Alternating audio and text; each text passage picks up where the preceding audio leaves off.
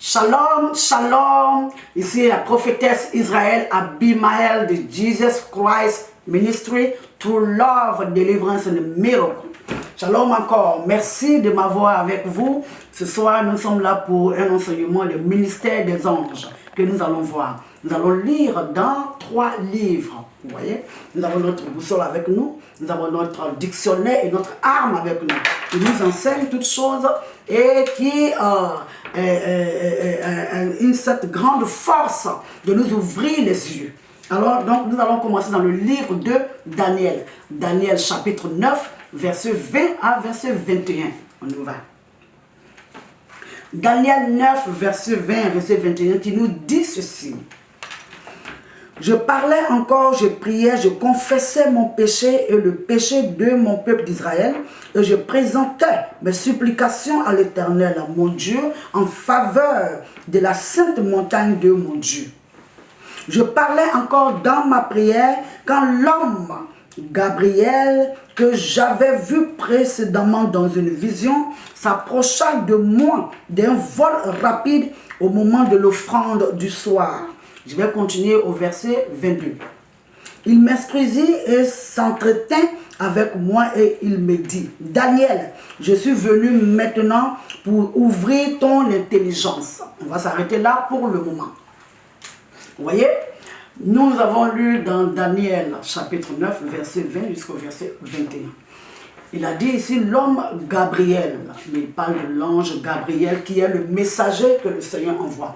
Je rappelle encore ce soir que nous voulons voir le ministère des anges parce que les anges ont un ministère. Donc pour voir le ministère des anges, il faut qu'on explique ce qui est des anges. Qu'est-ce que les gens voient les anges? Il y en a qui disent chacun a son ange. Moi, mon ange dit que, mon étoile dit que, l'ange, mon ange m'a dit. Il y en a même qui vont plus loin à appeler les anges. Ils disent l'ange tant vient me guérir, mon ange tant il me suit, l'ange tant. Et on oublie carrément Jésus-Christ de Nazareth, le seul qui a apporté le ministère de la réconciliation entre l'être humain et son Père Dieu. Mais nous l'oublions. Nous l'appelons maintenant les anges au quotidien. Et donc, c'est comme si la valeur, le sang qui a coulé à Golgotha n'a plus de valeur. Ce n'est plus le sang qui lave nos péchés, qui les rend blancs comme la neige. Ce n'est plus le sang, ce n'est plus Jésus-Christ, mais c'est les anges. Pendant que nous savons que c'est Dieu qui a créé les anges pour le mettre à ce service, c'est le service des êtres humains. Les anges ont été créés pour servir l'être humain. C'est là même a été la cause pour laquelle Satan s'est révolté et a refusé de servir Dieu. Et puis Dieu l'a emmené. Donc, peuple de Dieu, aujourd'hui nous allons voir le ministère des anges. Il faut enregistrer qu'il y a des anges qui ont des noms et il y a des anges qui n'ont pas de nom. Les anges ne meurent pas. Les anges n'ont pas de sexe. Il n'y a pas un ange femme, un ange homme, masculin, ça n'existe pas. Ils ne font pas d'enfants, ils ne se marient pas entre eux. Les anges peuvent prendre toute forme, la forme d'un animal, la forme des arbres, la forme d'un humain, la forme d'un noir, d'un blanc, toutes formes. Les anges peuvent se transformer en toutes choses. Ils sont là pour servir Dieu auprès des êtres humains. C'est les messagers. Nous avons des anges qu'on appelle les séraphins, les chérubins. Tout ça, c'est des anges. Il y a des anges qui ont des noms, comme Gabriel ici, que Daniel a appelé l'homme Gabriel, parce qu'il a pris le corps humain pour venir lui parler. Donc, il a appelé l'homme Gabriel. Vous voyez? Il y a aussi l'archange Michael, qui est l'armée, qui est le chef de l'armée céleste, le chef même des anges, il faut le dire, de tous les anges. Donc, il y a des anges, il y a Uriel, il y a tous ces anges, nous allons voir tout à l'heure dans le livre d'Apocalypse. Les noms ne sont pas trop donnés ici. Dans la Bible, il y a quelques noms qui sont donnés, des anges qui sont donnés, mais pas tous les noms qui sont donnés. L'ange Gabriel, par exemple, est le messager. C'est celui-là qui avait parlé à la mère de Samson, Gédéon, alors dans les versets qui sont plus connus. C'est l'ange Gabriel qui est venu parler à Marie. C'est lui qui a dit à Marie que tu vas faire un enfant. Lui, c'est son travail. L'archange Michael, lui, son travail, c'est le combat. Et dans le livre de Daniel, c'est lui aussi qui est venu combattre quand l'ange Gabriel avait été bloqué dans le 2e ciel par les principautés, les anges sataniques. C'est lui qui est venu combattre pour libérer l'ange Gabriel, pour envoyer véhiculer le message qu'il devait véhiculer à Daniel. Donc nous comprenons ici que les anges ont été créés pour servir Dieu auprès de nous. Allons voir dans Psaume 91 ce que la parole de Dieu nous dit selon les anges dans le Psaume 91, peuple de Dieu. Rapidement, on peut aller voir pour que nous comprenions dans le Psaume 91. Psaume 91 qui nous dit, voilà, nous sommes au Psaume 91, que c'est la parole de Dieu nous dit. Il nous dit ici, celui qui demeure sous l'abri du Très-Haut repose à l'ombre du Tout-Puissant. Je dis à l'Éternel, mon refuge et ma forteresse, mon Dieu en qui je me confie. Vous voyez, car c'est lui qui me délivre du filet de l'oiseleur, de la peste et de ses ravages. Il me couvrira de ses plumes et je trouverai. Moi, je prends, quand je lis, je me mets à la place. Si c'est écrit tu, je mets mon nom. Vous voyez? Donc, quand vous prenez les paroles bibliques, les versets bibliques, surtout dans les psaumes, quand vous êtes en train de prier, mettez vous-même à la place. Mettez vous-même je. Vous voyez? Oh, il dit tu l'as dit à qui? Le tu là, c'est à qui? Tu mets ton nom, tu parles à Dieu. Tu te mets à la place de la personne. Donc moi je mets je. Parce que si c'est moi qui s'est attaqué ici, ce n'est pas un tu qui est attaqué. Alors je dis, comment moi d'abord. Alléluia. Donc nous allons partir au verset 4. Il me couvrira de ses plumes et je trouverai un refuge sous ses ailes. Sa fidélité est un bouclier et une cuirasse. Je ne craindrai ni la terreur de la nuit, ni les flèches qui volent le jour, ni la peste qui marche dans les ténèbres, ni la contagion qui frappe en plein midi. Que 1000 tombent à mon côté et 10 000 à ma droite, je ne serai pas atteinte. Vous voyez? Je ne serai pas atteinte. Pourquoi? Pourquoi? Il dit, de mes yeux je regarderai, je verrai la rétribution des méchants. Car tu es mon refuge, ô Éternel. Je fais de très haut ma retraite. Aucun malheur ne m'arrivera, aucun fléau n'approchera de ma tente. Maintenant, le verset le plus intéressant que nous voulons ici étudier, qui est le verset 11, qui dit ceci. Car il ordonnera à ses anges de me porter de me garder dans toutes mes voies. Il ordonnera à ses anges. C'est Dieu seul qui ordonne à ses anges. Quand toi tu pries, que tu appelles l'Éternel, tu ouvres une voie de communication entre toi et Dieu. Quand tes prières se transportent devant l'Esprit de Dieu, devant le Saint des Saints, notre Père, lui il ordonne à ses anges de se mettre en activité. Il faut aussi enregistrer rapidement que quand tu pries, quand tu te mets là pour commencer à prier, c'est deux portes que tu ouvres, ce que tu ouvres, deux mondes spirituels que tu ouvres, le monde satanique et le monde spirituel. Quand nous sommes plus dans le péché, nous activons plus les anges sataniques. Donc tout ce que nous faisons sont guidés par l'esprit satanique. Donc nous sommes en train de... Les anges sataniques sont au devant de nous. Mais quand nous prions que nous suivons plus la parole de Dieu, alors c'est les anges de Dieu qui sont en activité. C'est eux qui sont activés autour de nous. Dieu dépêche ses anges en nous. Mais quand nous ne sommes pas avec Dieu, nous les affaiblissons de par nos manières. Il faut enregistrer que les anges ne prient pas Dieu comme nous le prions. Qu'est-ce que je vais dire? Ils ne connaissent pas Dieu comme toi tu connais. Ce n'est pas tes prières qu'ils apprennent. Et ils sont constamment devant lui. Tout ce qu'on leur dit. Rentre ici, sors là, passe là, il s'en va, il le fait. Il faut que je vous dise rapidement que un ange a la puissance, le pouvoir de faire le tour du monde, de la terre, en moins d'un tiers, 7 fois et demi. 7 fois et demi. Ce n'est pas que de la Bible, c'est les études que nous l'ont démontré à l'école. Vous voyez? Donc vous pouvez prier pour demander à Dieu. Vous allez me dire où c'est écrit de la Bible. Non, ce n'est pas écrit de la Bible. Mais demande à Dieu. Donc tu peux aussi voir dans la Bible que l'ange se déplace rapidement, comme il a dit dans Daniel. Il dit d'un vol rapide qui est venu me trouver. Vous voyez, très rapidement. Ils prennent toute forme, comme je vous l'ai dit tout à l'heure. Ils prennent toute forme. Donc ici, il n'y a que Dieu seul qui ordonne à ses anges de venir autour de toi, de te protéger, d'ouvrir les voies, de faire toutes choses. Il n'y a que Dieu. Tout à l'heure, je vais vous donner mon témoignage concernant les anges. Vous voyez? Donc, n'appelez pas les anges. Ne vous déplacez pas pour dire, je vais laisser Jésus-Christ, je vais appeler un ange. Toi, tu appelles Dieu. Et puis lui, il ordonne à ses anges de venir obéir, de venir faire ce que tu as demandé. Mais n'appelle pas directement les anges. En ce moment, il y aura une manifestation, ça c'est sûr. Mais ça sera les anges de Satan que tu mets en mouvement d'activité. Allons voir dans Apocalypse 1, rapidement. Le livre d'Apocalypse 1, Dieu est tellement puissant que nous sommes directement dans Apocalypse 1, qui nous dit ceci. Il dit, révélation de Jésus-Christ que Dieu lui a donné pour montrer à ses serviteurs les choses qui doivent arriver bientôt et qu'il a fait connaître par l'envoi de son ange. Alléluia. Par l'envoi de son ange. Jésus-Christ voulait démontrer, voulait enseigner. Jean, qui était le seul disciple d'ailleurs qui est mort d'une mort naturelle. Le reste là, on l'a tous assassiné. Donc Dieu voulait l'enseigner parce que c'était retiré. Il s'était caché dans une montagne quelque part. Alors, Dieu voulait lui enseigner, Jésus voulait l'enseigner, mais il a envoyé un ange pour venir dans son ange qu'il a envoyé. Donc, quand Satan a été chassé, Il est parti avec sa clique. Il est parti avec tout son groupe, son armée des anges qui le servaient. Parce que les anges, ont des noms comme Satan, comme Gabriel, comme l'archange Michael, ils ont leur armée derrière eux, qui travaillent aussi avec eux. Donc, quand tu appelles Dieu, lui, il envoie son ange pour venir travailler, pour venir faire ce qu'il doit faire, selon ce que tu as demandé. Parlons du témoignage que je voulais vous donner. Vous voyez, quand nous sommes des jeunes filles,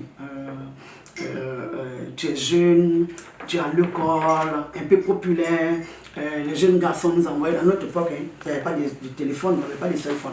On nous envoyait des lettres, tu me plais, je veux que ça ma copine avec 100 francs. Au bout de la dernière 500 même, il est trop fort. Donc il y a un jeune qui m'avait écrit. Et il a passé par son ami qui était dans ma classe, qui m'a envoyé une lettre pour dire qu'il voulait de moi. Je ne voulais pas de lui, alors qu'est-ce que j'ai fait? J'ai pris la lettre là et j'ai montré à mes copines. Et on a commencé à se moquer de lui. Quand il passe, il se moque d'eux. Son ami n'a pas aimé, il a lui dit, ah, la lettre que tu m'as donnée, j'ai envoyé ça à la fille là. Elle a pu montrer à ses camarades, je prends se moquer de moi. Vous savez ce qu'ils ont fait? Ils ont fait un groupe pour me violer. Oui. Donc j'étais allé chez ma cousine, la nuit là, était vers peut-être 19h, 20h par là. Je marchais. Oh, les gens là me suivaient. Ces jeunes gens là me suivaient. Depuis longtemps, ils m'ont guetté, ils m'ont suivi. Et puis ils sont allés m'arrêter dans une petite broussaille. Vous voyez l'Afrique. Ils m'ont arrêté là. Ils disent qu'ils vont me violer. Je leur ai demandé pardon. Ils disent non, tu t'es foutu de nous. Nous aussi, nous allons te violer. Puis on va aller dire à tout le monde qu'on t'a violé. Vous voyez, c'était vraiment c'était difficile. Et au moment du combat, ils m'ont attrapé le corps. Il y avait un gardien qui était dit laissez la fille, ils l'ont insulté. Ils ont pris des cailloux pour le lapider. Lui, il est rentré dans la maison qu'il gardait. Vous savez qu'au milieu de cette brousse-là, dans la brousse, il y a eu un homme qui a commencé à marcher, sorti de cette brousse-là, est venu directement vers moi. Il m'a dit, ça va? J'ai dit, oui, tonton. Il a dit, qu'est-ce qu'il veut? Je dis, il veut me violer. Il dit, laissez-la passer. Laissez-la passer. Il m'a dit, va, je te regarde. J'ai commencé à marcher. Et pendant que je marchais, j'ai commencé à sentir les jeunes, ils ont fui. Quand on a parlé, le gars, ils ont fui. Je regarde derrière, même pas à 1 mètre. Je regarde le monsieur, me retourner de la brousse, je ne l'ai plus vu. Il n'y a que plus tard, quand il s'est devenu chrétien, que le Seigneur m'a enseigné que c'était lui qui avait envoyé cet ange-là pour me sauver. Donc les anges marchent. Un autre témoignage que je donne tous les jours. Quand j'avais 5 ans, j'avais été kidnappé. Les gens m'ont envoyé dans une brousse pour, comme vous savez, je suis requin, pour me sacrifier pour leur argent ou bien pour devenir député, je crois. Ils m'ont pris à l'école.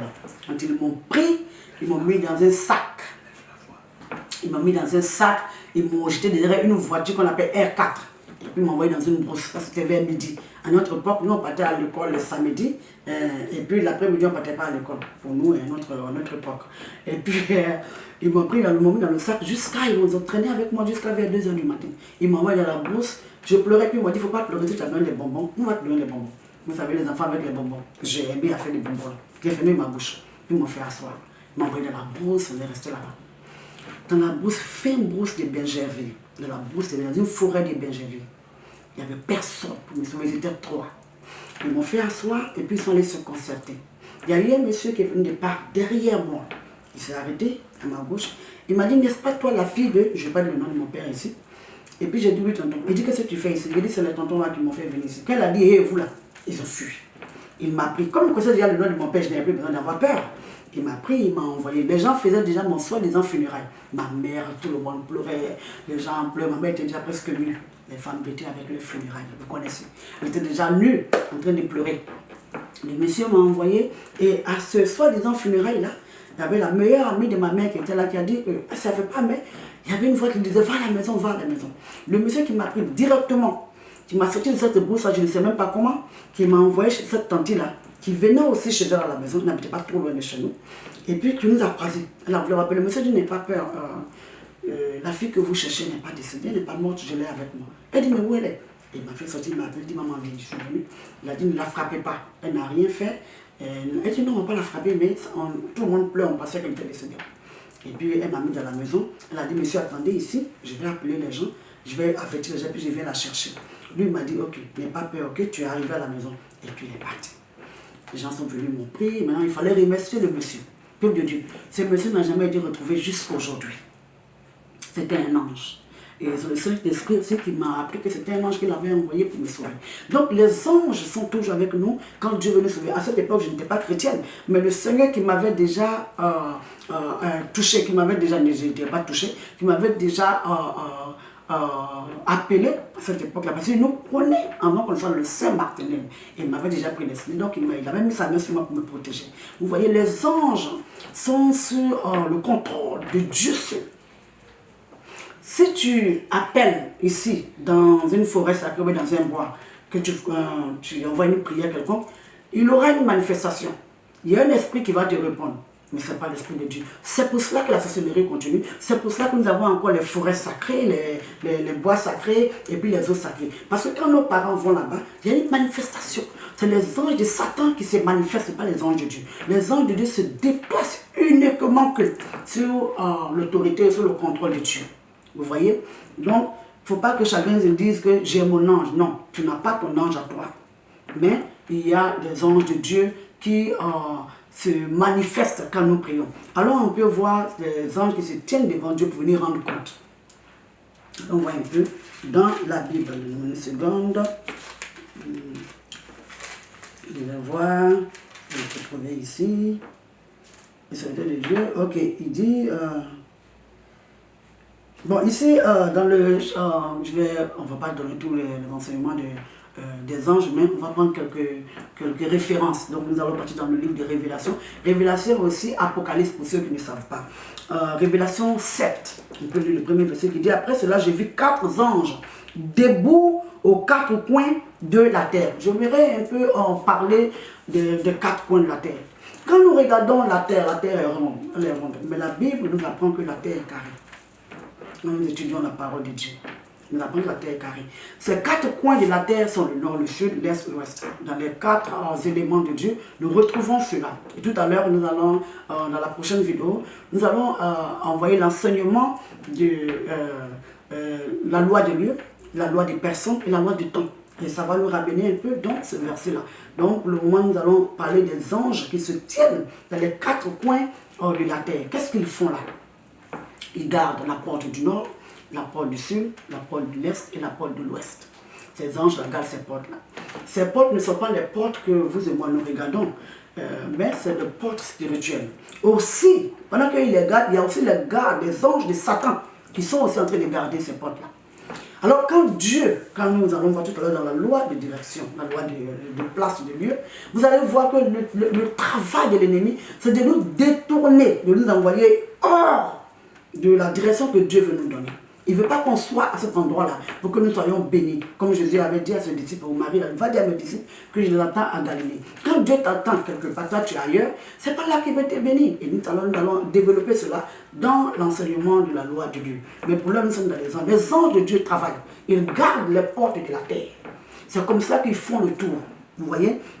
Il y a encore d'autres versets que nous pouvons lire pour nous rappeler ces anges. Quand ils finissent, ils rendent compte à Dieu. Ils viennent devant l'Éternel, ils se retrouvent devant l'Éternel. Et ils rendent compte à Dieu. Ces anges-là, ils ont leur armée. Et puis chaque heure, il y a un ange qui est... je vais prendre par truc d'amour. Chaque jour, il y a un ange qui est au contrôle. Il finit son heure. L'autre finit son heure. Et l'autre finit. Et chaque heure, il se remplace. Les anges se remplacent. Mais chaque ange a son heure. L'ange qui garde le nord, il a son symbole qui est le feu, l'eau, la terre ou bien l'air. Vous voyez? Et plus tard, après vos questions, quand vous allez nous répondre, nous allons rentrer dans ce développement. Mais pour là, nous donner le basic enseignement des anges, des ministères des anges. Pour ne pas que les gens se trompent. Donc si tu es chrétien, et comme moi qui est évangéliste, tu es chrétien, tu suis Christ, tu ne peux pas laisser ce que Christ a fait comme sacrifice pour te racheter et puis aller appeler son ange que lui il a créé. Tu ne peux pas laisser le créateur pour appeler la création. Ça te ramène toujours vers nos parents qui adoraient les bois, qui adorent les eaux sacrées et autres. Ce n'est pas bon, il ne faut pas le faire.